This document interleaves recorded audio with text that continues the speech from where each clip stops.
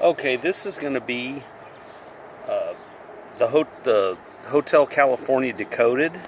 This is the Hotel California album cover, and there's a lot of stories about. It's written about devil worshiping. It's written about dope smoking. It's written about all kinds of stuff, and I think I have a little bit different take on it. That's why I'm shooting this. There's all kinds of videos, both saying it's a devil worship song, that it's just about marijuana. So I'm going to cover the first one first, obviously. So there was 3 people involved in writing it. Two of the guys from the Eagles, and the lyrics are from Glenn Frey. So let's just go to his interview. He talks about, well, it has to do with how they had the counter-revolution music of the 60s was over, and being in California was just a wasteland of hedonism, and nothing was real, nothing mattered. And it even talks about it in some of the other songs that he wrote on that album. Wasted Time was one of the songs on that. And anyway, he goes in. It's in his take of it is that it's about the California culture that just kind of screwed up his mind, and just he didn't like what was going on. But if you look at it, the Hotel California, THC is the active ingredient in dope that makes you stupid. And then he'll say that it's just California, just Hotel California is California.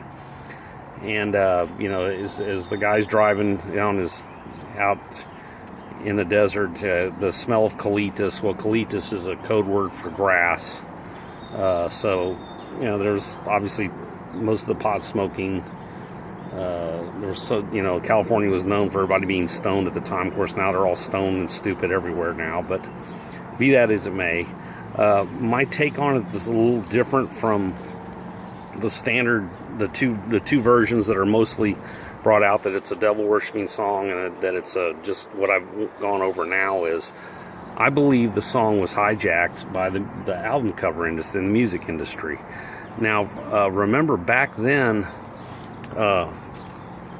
till about the mid '80s, album covers were big giant things. You pushed, you found out stuff about the band in them. You found out about lyrics. I mean, some of them had several inserts in them. And of course, there's no album covers anymore. Everything's digital download, or there's still CDs. But album covers were a main thing back in the day. Now it's the music videos themselves. They have. I'll cover that in a little while. But anyway, so I believe that, much like many of you that follow me on YouTube know, that I have a theory about The Shining, written by Stephen King, and how the rights were bought by Stanley Kubrick, and he told a different story in the movie. And much like that, I think the music industry, because these rock musicians, they really weren't involved in the cover art. They just signed a thing. They were happy their music got produced. They're out there living the lifestyle of booze, broads, and drugs, and they weren't really involved in that. This is all the studios did. The record companies did this, and the record companies are subsidiaries to the people that run the world, and they have little secret messages they like to show out there. So let's go over the album cover for Hotel California. Now, if you check on fact check, it's going to say that the lady inside the cover, there's a lady in the cover that commonly gets blamed to be Anton LaVey, and it's actually some janitor lady that they used and put her in there. That isn't the one I'm talking about. See this figure here in the window? If you blow it up, now remember, this album, I bought it at a half-price bookstore. It's probably this album's probably 20 years old, and it's kind of grainy and everything. It's gotten kind of worn.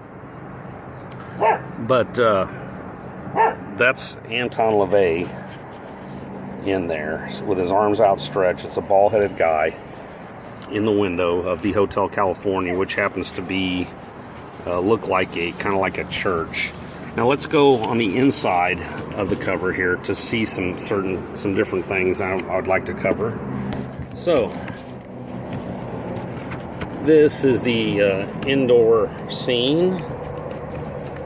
Get that covered up here.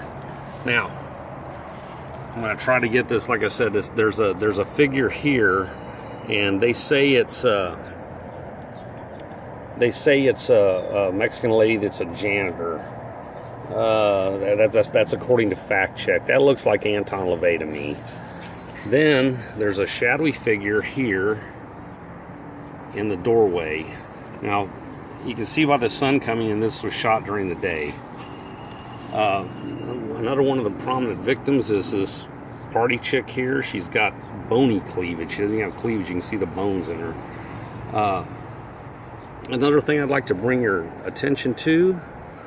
Okay, so there's a couple of windows here. This thing is real controversial.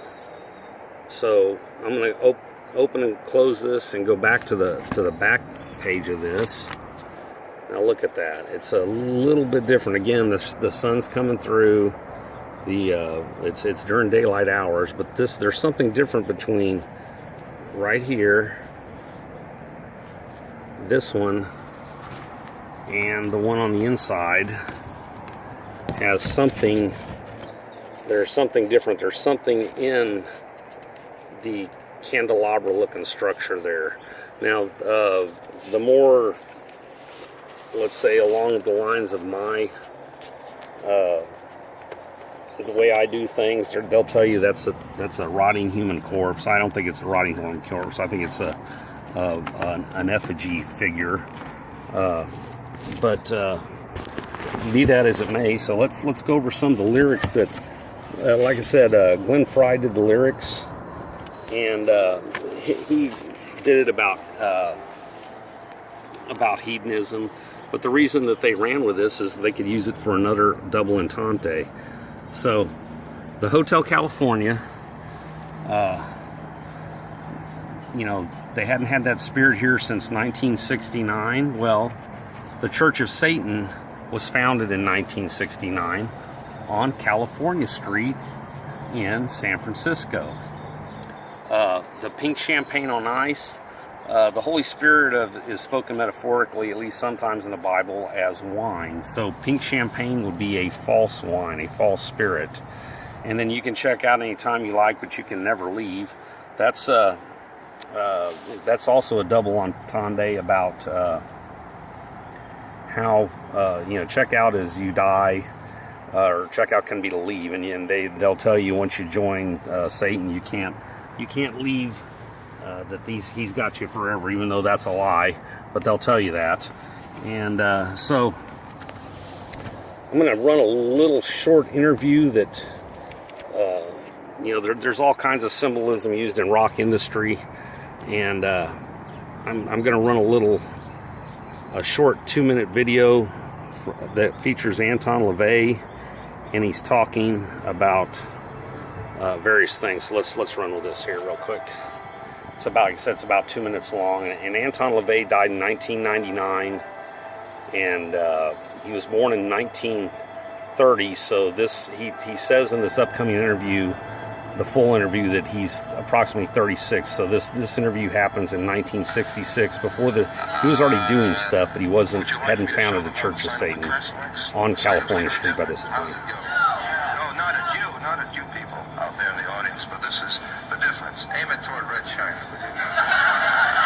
This is the sign of the horn. A curse sign, 2 fingers extended.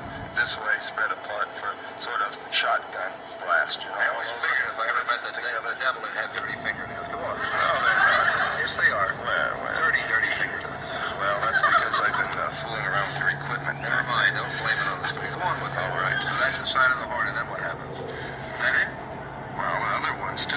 Yeah, what are the other ones? The other ones, when it's the pox sign, that's 3 fingers extended. A pox on you? A pox sign.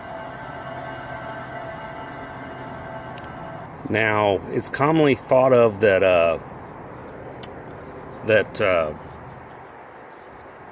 Ronnie James Dio brought that horn sign, the sign of the horns that you see in rock concerts everywhere. That he brought that from he got it from his grandmother, and that was a thing called Malaccio, which was to ward off the evil eye. But obviously, he was born in 1930, and in this interview he says he's 36 years old, so this is 1966, and he's been using it for a couple of years. Like I say, he didn't found the Church of Satan itself at that place on California Street till 1969. But all throughout the rock industry now, they're all flashing this, which is 666, 3 6s, and then they cover, they'll cover one of their eyes with one of their hands over one of their eyes and they'll do the Illuminati sign, with a pyramid. And that's if I get enough hits on this, I'll do covering of what all is going on in the music industry on purpose now. You may want to check out the works of Michael Tessarian, and there's punch in a search for spirits with the name Morneau, and you'll get some pretty weird stuff will come up on that. But Michael Tessarian is the expert on album cover art. Thank you. I'm out. Bye.